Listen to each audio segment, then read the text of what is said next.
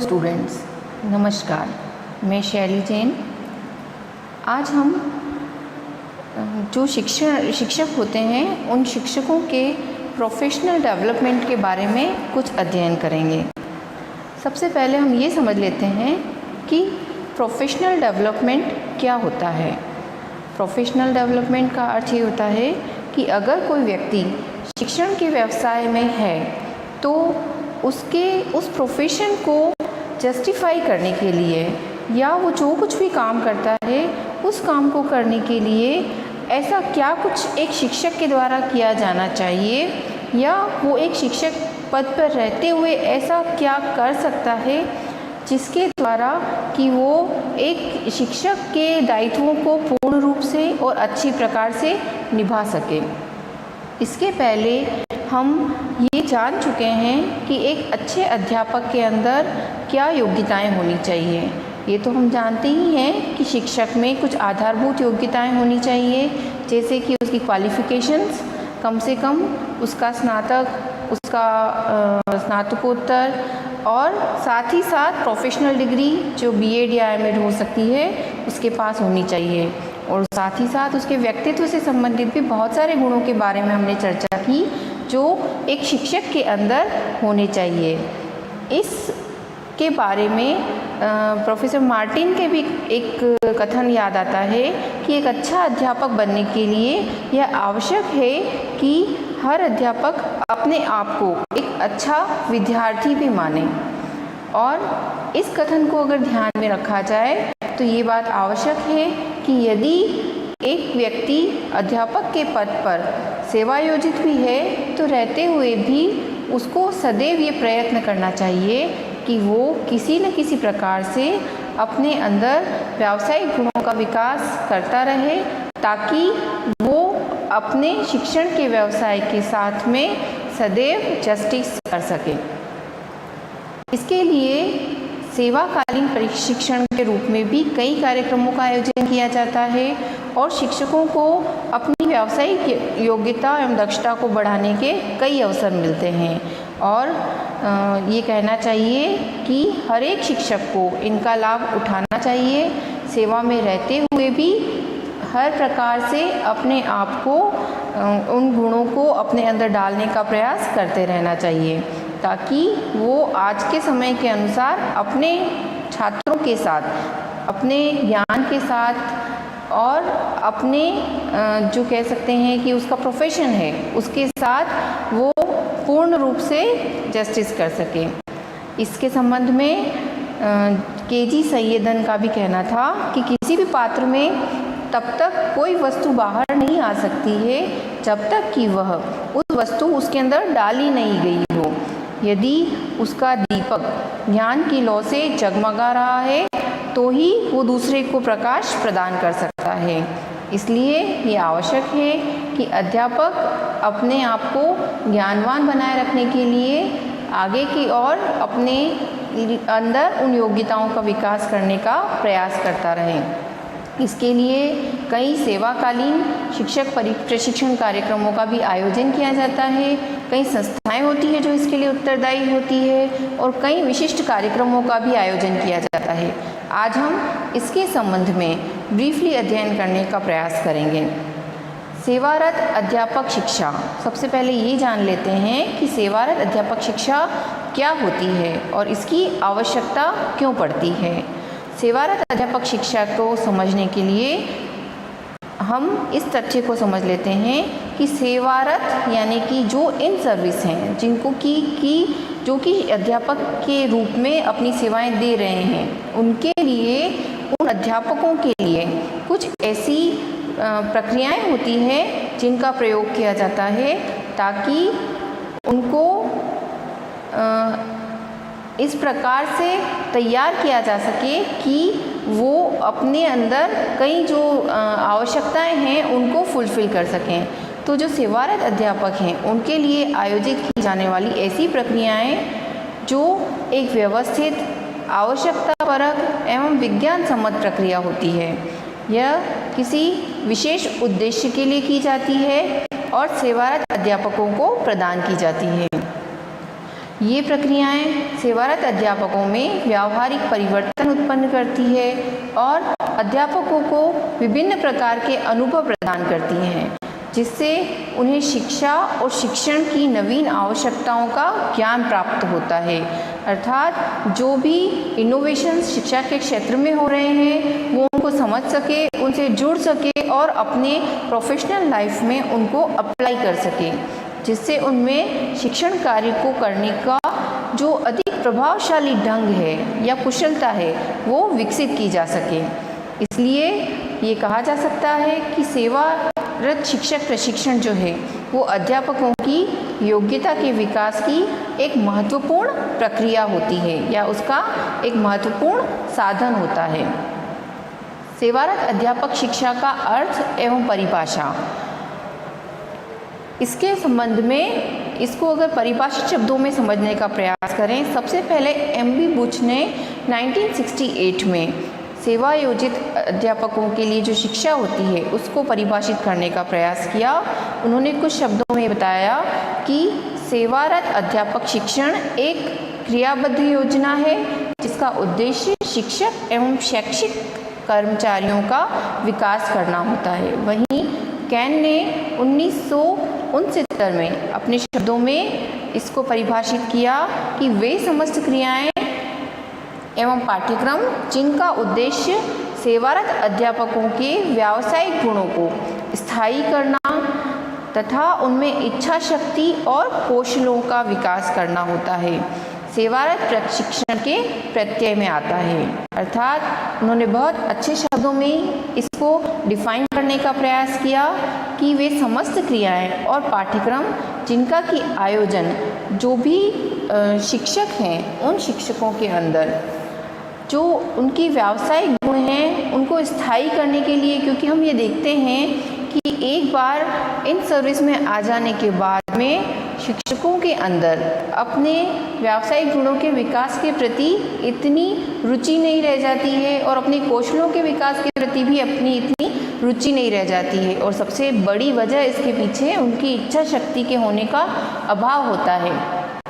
तो कुछ ऐसे कार्यक्रमों का आयोजन करना जिसके द्वारा उनके अंदर उस इच्छा शक्ति को पुनः जागृत किया जा सके, उन कौशलों को विकसित होने का अवसर दिया जा सके ताकि वे ट्रूली अपने प्रोफेशन के साथ में जस्टिफाई कर सकें।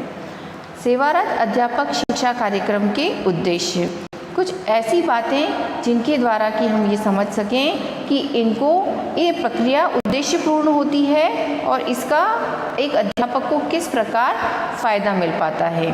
अध्यापकों की अपूर्णता संबंधी कमियों को बाहर निकालना, क्योंकि कभी कभी अध्यापकों के अंदर जो प्रोफेशनल योग्यताएं होती है हो सकता है उनमें से भी कुछ कमियां रह गई हो, या जो उन्होंने योग्यताएं हासिल की है उसके अंदर भी कहीं ना कहीं कोई कमियां हो तो उनकी पूर्ति का समय समय पर प्रयास किया जा सकता है। सेवा पूर्व प्रशिक्षण के समय उत्पन्न हुई जो विसंगतियां हैं उनका उपचार करना, नवीन शिक्षण की भूमिका का निर्वहन करने के लिए शिक्षकों में दक्षता और शिक्षा शास्त्र की विधा को उन्नति की ओर अग्रसर करना, जिसकी कि आज अत्यधिक आवश्यकता है। बहुत महत्वपूर्ण बिंदु है जो ये कहना चाहता है कि आज के शिक्षकों को भी शिक्षा शास्त्र की विधा यानी कि जिसको हम पेडागोजी कहते हैं उसके बारे में जो नवीन टेक्नोलॉजीज़ हैं, कुछ नवीन ज्ञान ऐड हुआ है उनके बारे में जानकारी देना और उसमें उनको पारंगत करना अत्यधिक आवश्यक है ताकि शिक्षक अपनी भूमिकाओं का निर्वहन दक्षता के रूप में कर सके। अध्यापकों की विषय एवं विषय वस्तु संबंधित ज्ञान को पूर्णता प्रदान करना, इस प्रकार के जो कार्यक्रम होते हैं इनमें इस बात का भी पूर्ण रूप से प्रयास किया जाता है कि जो विषय वस्तु शिक्षकों के द्वारा पढ़ाई जाती है उस विषय वस्तु से संबंधित ज्ञान में कोई अगर अपूर्णता है या शिक्षण विधियों से संबंधित कोई अपूर्णता है उसको पूर्ण करने का प्रयास किया जाए।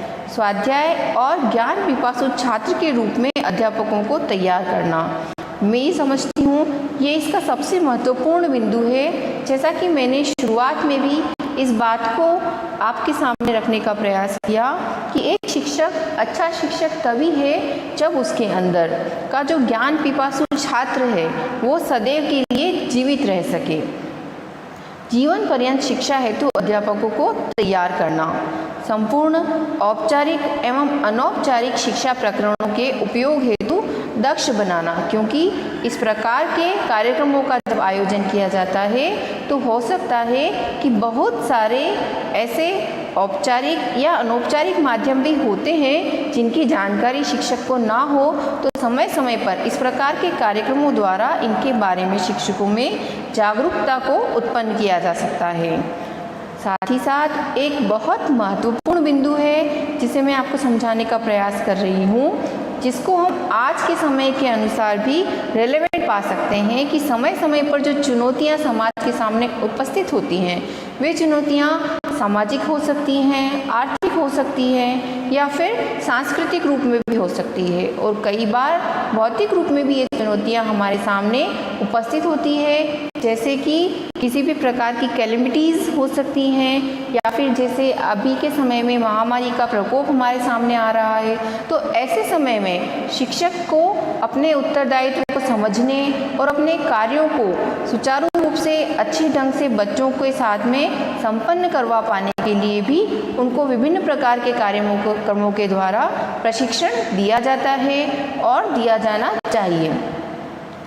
इसी के साथ अब हम इन कार्यक्रमों के बारे में जानने का प्रयास करते हैं कि एक सेवारत अध्यापकों को किन किन कार्यक्रमों के द्वारा, इन चीज़ों के द्वारा किसी तरह से सहायता प्रदान की जाती है ताकि वो अपने शिक्षण व्यवसाय को दक्षतापूर्वक कर सकें।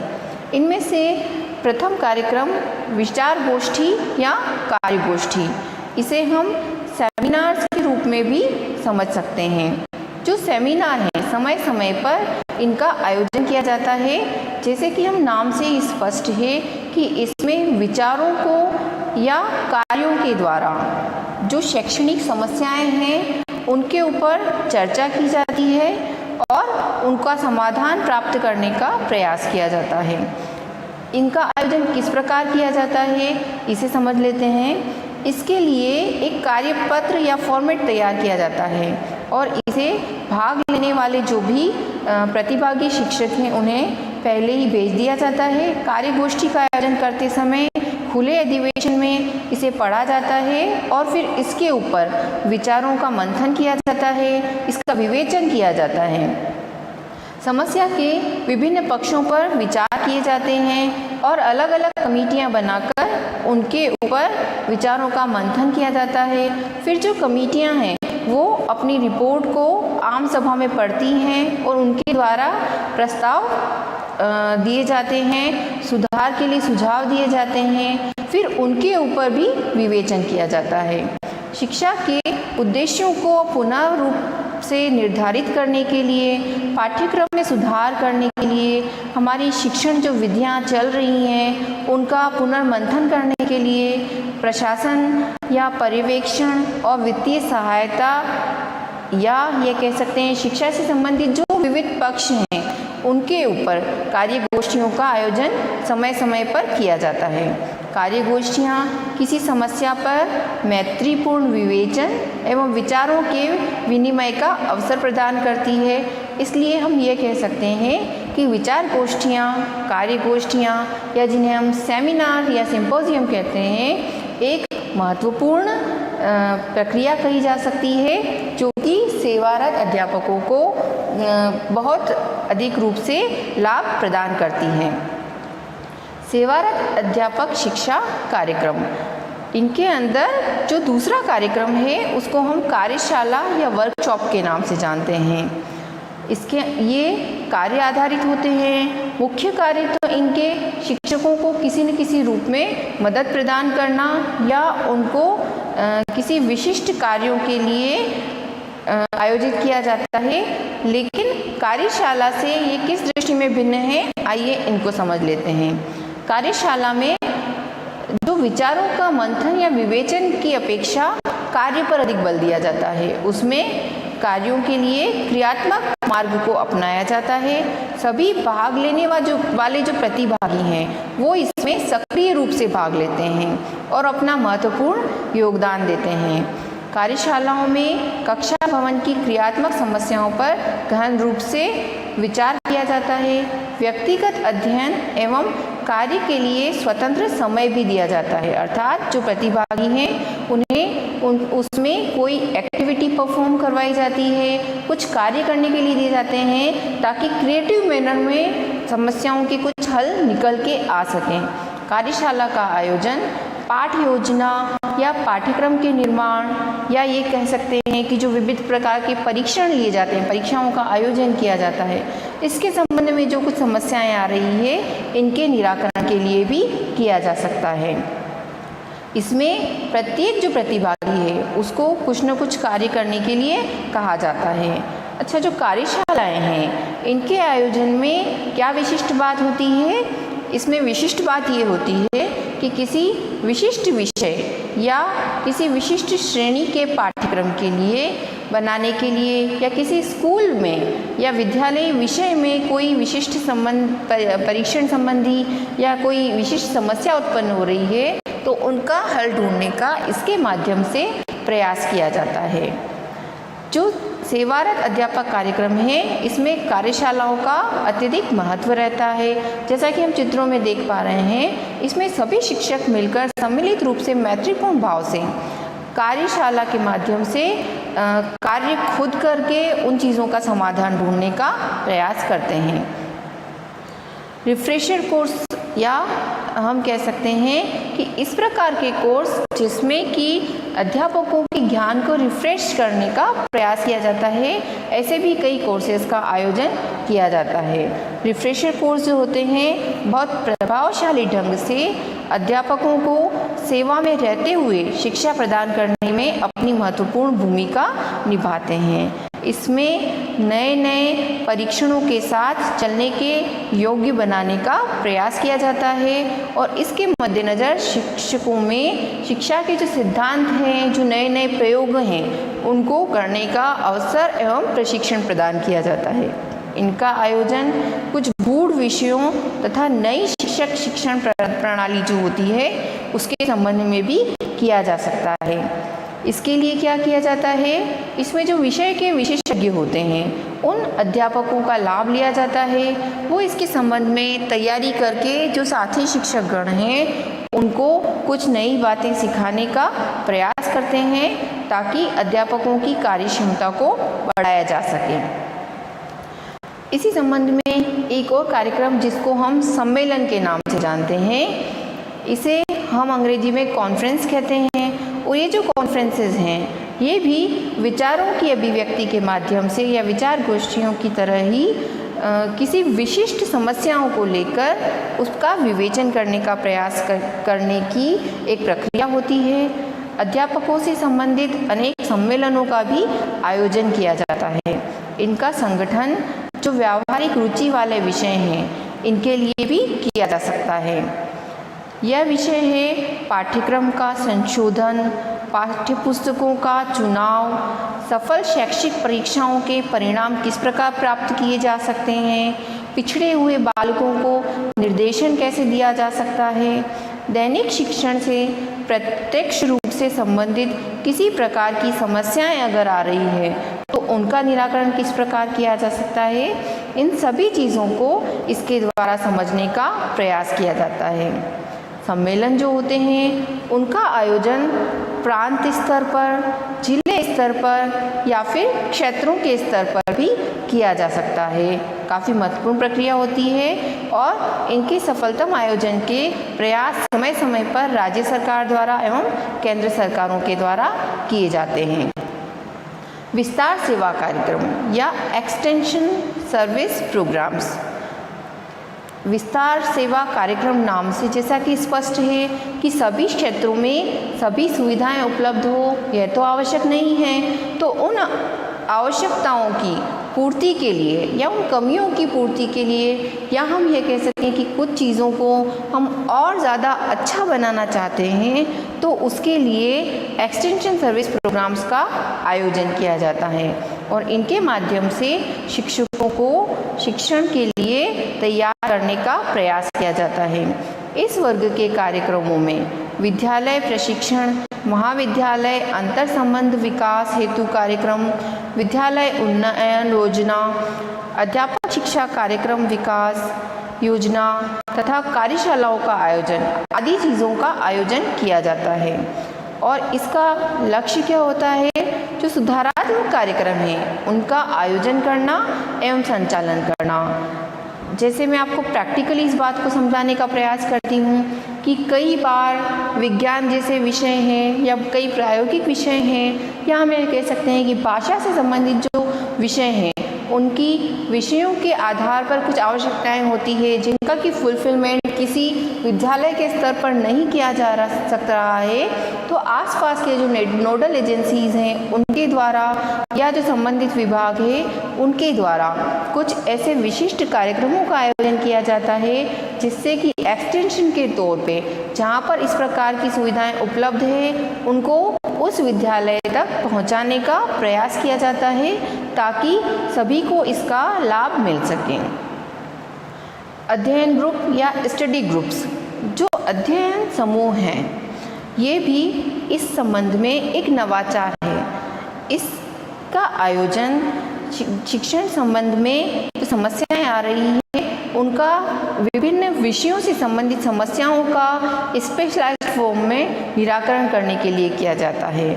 इसमें जो किसी विशिष्ट अध्ययन समूह से संबंधित अध्यापक हैं उनके समूहों का निर्माण किया जाता है, ग्रुप्स का। जैसे कि पास के जो विद्यालय हैं उसमें संबंधित जो टीचर्स हैं वो लोग एक ही विषय से संबंधित टीचर्स अपना ग्रुप बनाते हैं।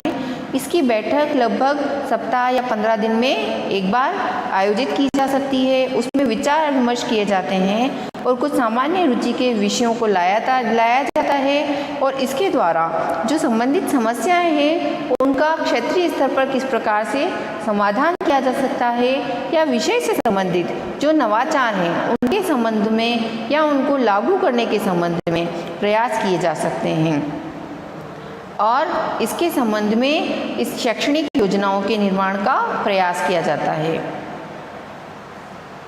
इसी संबंध में ऑनलाइन विनिमय और दूरस्थ अधिगम, ये दो बहुत महत्वपूर्ण माध्यम हैं जो आज के समय में निकल के आए हैं, जिनको हम देखा जाए तो ये कह सकते हैं कि आज के समय की परिस्थितियों को देखते हुए इनकी रेलेवेंसी बहुत अच्छी तरीके से स्थापित हुई है। क्योंकि अगर ऑनलाइन शेयरिंग या जो डिस्टेंस लर्निंग है इस तरह के कंसेप्ट्स को शिक्षा में नहीं लाया गया होता तो अभी के समय की परिस्थितियों को देखते हुए शिक्षा से संबंधित समस्याओं का समाधान कर पाना शायद कभी भी संभव नहीं हो पाता और इससे छात्रों के शिक्षण के संबंध में जो कुछ भी कमियां रह जाती शायद उस क्षतिपूर्ति को कर पाना कभी संभव नहीं हो पाता। इसको समझते हैं कि इनके द्वारा किस प्रकार शिक्षकों को या छात्रों को मदद प्रदान की जाती है ताकि वे अपने संदेहों का समाधान कर सकें और स्पष्टीकरण भी कर सकें। इसके संबंध में कुछ बातों को आपके साथ चर्चा करती हूँ। प्रत्येक छात्र अपनी शैक्षिक समस्याओं और संदेहों का समाधान अपने शिक्षकों और विशेषज्ञों से प्राप्त करना चाहता है और इसके लिए वह मोबाइल फ़ोन, अपने email ID, Facebook, video chat आदि का प्रयोग कर सकता है। इसको हम ऑनलाइन विनिमय कहते हैं। छात्र अपने किसी भी अनुभव को प्रमाणित करने के लिए किसी भी शिक्षक के साथ, किसी विशेषज्ञ के साथ भी प्रमाणीकरण करना चाहता है। इसका अर्थ ये है कि यदि कक्षा के अध्यापन में भी शिक्षक द्वारा कोई चीज़ें पढ़ाई जा रही है तो आज के समय में विद्यार्थियों के पास में कई ऐसे विशेषज्ञों को ऑनलाइन शेयरिंग के माध्यम से संदेहों के स्पष्टीकरण के लिए या शिक्षक द्वारा जो उसको अध्ययन अनुभव दिए गए हैं उन अनुभवों के प्रमाणीकरण के लिए काफ़ी सुविधाएं उपलब्ध होती हैं। इस प्रकार की स्थिति में वो अपने संदेहों को समाप्त करते हुए उनको उचित निष्कर्ष प्रदान कर सकते हैं। ऑनलाइन ऑडियो वार्ता और वीडियो वार्ता, मैं ये कहूँगी कि वर्तमान समय में जिनका कि व्यापक चलन चल रहा है, इस कड़ी में हम ये देख सकते हैं कि लाइव वीडियोस के द्वारा क्लासेस लेने का चलन, या हम आजकल ये देखते हैं कि कई ऐप्स भी हैं जो इसमें बहुत ज़्यादा मददगार साबित होते हैं। जैसे जूम होता है, क्लासरूम ऐप होता है, मीट ऐप होता है, जिनके माध्यम से कि बच्चों के साथ में उनका अध्ययन और अध्यापन और शिक्षकों का जुड़ाव स्थापित करना संभव हो पा रहा है, जिसको कि हम विभिन्न महत्वपूर्ण बिंदुओं के द्वारा भी समझ सकते हैं कि ये जो ऑनलाइन विनिमय है या दूरस्थ अधिगम है किस प्रकार से छात्रों और शिक्षकों दोनों के लिए अत्यधिक मददगार साबित होता है। इसको समझने के लिए कुछ बातों को आपके सामने स्पष्ट कर रही हूँ कि ये किस प्रकार से हेल्पफुल होता है टीचर और स्टूडेंट तथा उनके लर्निंग प्रोसेस के लिए। जैसे कि ऑनलाइन विशेषज्ञों के द्वारा संदेहों का जब समाधान प्राप्त होता है तो छात्र उससे एक सेल्फ सेटिस्फेक्शन का अनुभव करते हैं, उनको आत्मगौरव का भी अनुभव होता है। इसके अनुसार वे उनके मन में जो अधिगम है उसके प्रति सकारात्मक भावनाएं जागृत होती है, उनकी रुचि डेवलप होती है। क्यों? क्योंकि ये सुविधाएं बच्चों को 24 आवर्स अवेलेबल होती है। किसी भी समय पे छात्र के मन में अगर कोई संदेह उत्पन्न होता है वो तुरंत ऑनलाइन के माध्यम से उसका निराकरण कर पाता है, तो उसका अधिगम में जो रुचि होती है वो निरंतर बढ़ती ही चली जाती है। और ऑनलाइन विशेषज्ञ जो हैं उसके द्वारा उसकी समस्याओं का जब समाधान होता है तो वो उसको विश्वसनीय और प्रामाणिक रूप से स्वीकार करता है और एक्सेप्ट करने के बाद में उन चीज़ों के लिए निश्चिंत होकर आगे की ओर पढ़ाई का प्रयास करता है। साथ ही साथ इनके माध्यम से छात्र किसी भी समय उन विशेषज्ञों की सेवाओं का लाभ उठा पाता है। ऑनलाइन विशेषज्ञों द्वारा संदेहों के समाधान की जब प्रक्रिया होती है उसमें वो विश्व के स्तरीय एवं राष्ट्र के स्तरीय विशेषज्ञों का भी लाभ ले पाता है। यह शिक्षण की प्रक्रिया को सरल बनाता है, बोधगम्य बनाता है, जिससे कि शैक्षिक विकास की प्रक्रिया सरल एवं स्वाभाविक रूप में हो सकती है। ऑनलाइन विशेषज्ञों के द्वारा जो उसकी समस्याएं हैं उनके समाधान की प्रक्रिया में जो दूरस्थ शिक्षा की गतिविधियों से संबंधित हो सकता है, यानी कि डिस्टेंस लर्निंग का जो प्रोसेस है उसके द्वारा भी बच्चा जुड़ पाता है और उसमें जो अनेक विशेषज्ञ होते हैं उनकी चर्चाओं का और परिचर्चाओं का भी वो सदस्य बन के उनका लाभ उठा पाता है। इस माध्यम से हम यह कह सकते हैं, ये कंक्लूजन ड्रॉ कर सकते हैं कि जो आधुनिक तकनीक है उसमें जो प्रगति हुई है उसका शिक्षा के क्षेत्र में भी बहुत अधिक लाभ हुआ है और उसने शिक्षा को एक नवीन आयाम प्रदान किया है, जिसका लाभ आज के समय में शिक्षक और विद्यार्थी दोनों समान रूप से ले पा रहे हैं। और भी अधिक विविध प्रकार के कार्यक्रम होते हैं जिनका कि इसके संबंध में आयोजन किया जाता है और शिक्षकों को लाभ पहुंचाने का प्रयास किया जाता है। इन व्यावसायिक कार्यक्रमों में कुछ कार्यक्रम निम्न प्रकार से हो सकते हैं, जैसे शैक्षिक भ्रमण का आयोजन किया जाता है ताकि शिक्षक और विद्यार्थी विभिन्न प्रकार के ऐतिहासिक महत्व के स्थानों को देख सकते हैं और उन चीज़ों को खुद अनुभव करके और छात्रों तक पहुंचा सकते हैं, ताकि छात्रों में शिक्षण के प्रति, अपने विषय वस्तु के प्रति और अपने संबंधित विषय के प्रति जो जागरूकता उत्पन्न हो। शैक्षिक महत्व के स्थानों को देखना इसी बात में आ जाता है। और साथ ही साथ अध्यापक विनिमय कार्यक्रम भी होता है। जैसा मैंने पहले भी बताया था कि इसमें यदि किसी विद्यालय विशेष के द्वारा अनुभव किया जा रहा है कि उनको किसी प्रकार से अध्यापकों की कमी महसूस हो रही है, विषय विशेषज्ञों की कमी महसूस हो रही है, तो अध्यापक विनिमय कार्यक्रम इसमें अत्यधिक मददगार साबित हो पाता है। इसके साथ ही साथ शिक्षकों के लिए गृह परिचर्चा में भाग लेना या इन हाउस डिस्कशन एक महत्वपूर्ण प्रक्रिया होती है, जिसमें शिक्षकों के लिए उनके एक और आयाम की स्थापना की जाती है। क्योंकि शिक्षक से सिर्फ यही अपेक्षा नहीं होती है कि वो ज्ञान प्रदान करे, अपितु शिक्षकों में अपेक्षित विचारों को डालना, उसके अंदर कौशलों और क्षमताओं का विकास करना और साथ ही साथ समाज की क्या अपेक्षाएं हैं उसके अनुकूल उनके अंदर नैतिक मूल्यों को भी स्थापित करना, ये भी उससे अपेक्षा की जाती है। और इसके लिए शिक्षकों का विद्यालय को समाज की आवश्यकताओं को जानना और उनके अनुरूप अपने अंदर विशेषताओं का विकास करना भी उससे अपेक्षित होता है और इसके लिए अनेक गृह परिचर्चाओं का आयोजन किया जाता है। ये किस प्रकार किया जाता है? इसके लिए शिक्षकों द्वारा गृह संबंधी स्थितियों पर विचार करने के लिए जो शिक्षक अभिभावक संघ हैं उनकी स्थापना की जाती है, ताकि छात्र के पारिवारिक, सामाजिक, आर्थिक अनेक पक्षों या उसके पास में अगर कोई व्यक्तिगत समस्याएं भी हैं या उसको विद्यालय से क्या अपेक्षाएं हैं, समुदाय विद्यालय से क्या अपेक्षा रखता है, इन सभी चीज़ों की जानकारी प्राप्त हो सके।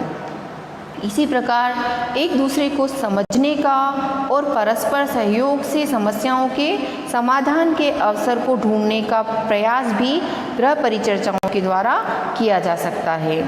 इसी के संबंध में एक और आयाम है जिसको हम कह सकते हैं पत्र पत्रिकाओं का। जैसा कि मैंने शुरुआत में ही कह दिया था कि हर एक शिक्षक को अच्छा विद्यार्थी बना रहना और ज्ञानार्जन या ज्ञान पिपासु छात्र के रूप में अपने व्यक्तित्व का विकास करना अत्यधिक आवश्यक होता है। इसलिए उससे यह भी अपेक्षा की जाती है कि समय समय पर वो उसके विषय से संबंधित या शैक्षणिक पत्र पत्रिकाओं से जुड़ा हुआ रहे और विभिन्न जो प्रकाशन होते हैं जो शिक्षा से संबंधित होते हैं, जैसे कि हम जानते हैं शिविरा या अनेक प्रकार की जो पत्र पत्रिकाओं का समय समय पर सरकार द्वारा प्रकाशन किया जाता है, उसमें भी संबंधित साहित्य के संबंध में अपना प्रकाशन में भी योगदान देता रहे।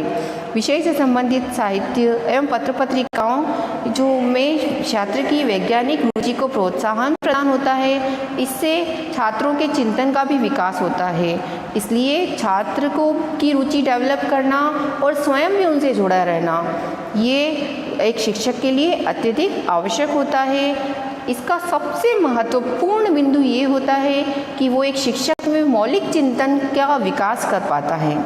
चरित्र निर्माण एवं स्व अनुशासन की भावना का विकास होता है। शिक्षक के लिए ज्ञान के एक स्रोत के रूप में ये उपस्थित हो पाता है। नवीन शिक्षण विधियों का ज्ञान हो पाता है। शिक्षक अपने अवकाश का सर्वोत्तम उपयोग इसके द्वारा कर पाता है। साथ ही साथ उसको विषय से संबंधित जो नवीन प्रकरण हैं उनकी भी जानकारी पत्र पत्रिकाओं के माध्यम से हो पाती है।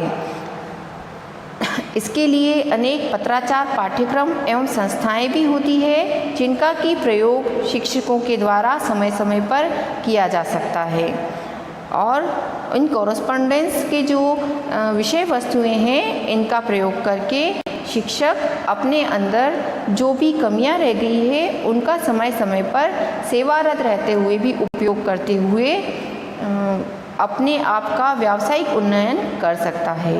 लेकिन इन सभी का हम विस्तार पूर्वक अध्ययन अनेक जो अलग अलग संस्थान हैं उनके द्वारा की जाने वाली सेवाओं के तहत जब हम अध्ययन करेंगे तो इनका अध्ययन करने का प्रयास करेंगे। इसी के साथ इस जो वीडियो है इसका समापन करना चाहती हूँ तथा अपेक्षा करती हूँ आप लोगों से और आशा करती हूँ कि इन सभी चीज़ों का आप न सिर्फ अध्ययन मात्र करें अपितु यदि आप सेवायोजित हैं या आने वाले समय में हो जाते हैं यथासंभव एक अच्छे शिक्षक के रूप में उपयोग करने का प्रयास करें और अपने ज्ञान को समय समय पर उन्नत करते रहें। इसी के साथ धन्यवाद एवं नमस्कार।